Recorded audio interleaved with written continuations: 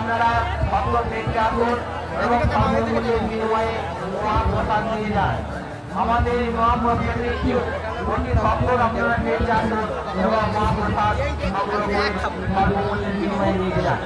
হরিনামের রথযাত্রা উপলক্ষে যে সমস্ত দর্শনার্থী অস্ত্র করেছে আমাদের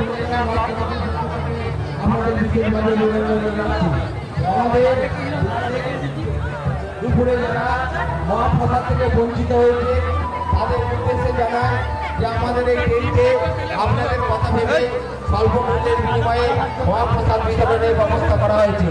তাই যারা মহাপ্রসাদ বিতরণে